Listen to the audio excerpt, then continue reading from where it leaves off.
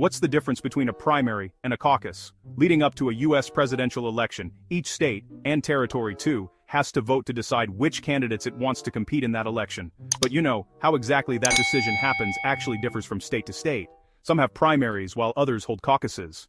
A primary is a relatively straightforward process that, honestly, resembles any other election. Basically, you go to your designated polling station, which could be anywhere from a school to a sports complex, and you just check your favorite candidate on a ballot. Generally, any candidate who receives at least 15% of the votes is eligible to earn delegates, the elected officials who vote to decide whom to choose as the party's presidential nominee at the national convention. Those delegates are then divided among eligible candidates in proportion to how many votes they earned. Since primaries are short and simple, almost all states and territories use them to help choose presidential nominees these days.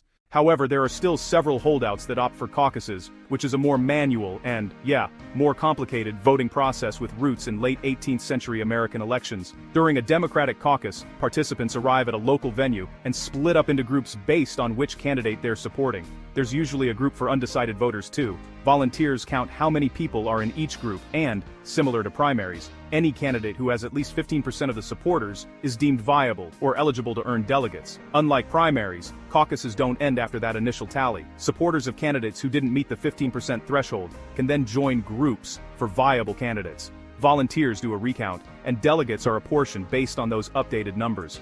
Republican caucuses are similar, only the voting happens on an informal private ballot.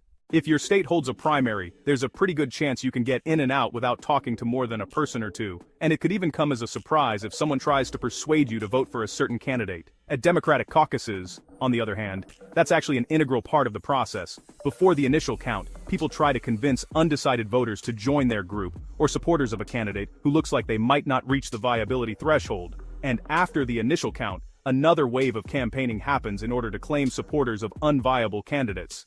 This, along with all the manual counting and recounting, means that caucus attendees can count on being there for hours longer than primary participants. Caucuses are a great way to see how citizens really feel about presidential hopefuls on a deeper, more personal level than polls and stats are often able to tell us, but the overall hassle, not to mention the fear of inaccurate vote counting, has caused more and more states to switch to primaries in recent years. As Business Insider reports, there are only 8 places that are still holding caucuses in 2020. Iowa, Nevada, North Dakota, Wyoming, Kentucky, Republican only, American Samoa, the Virgin Islands, and Guam.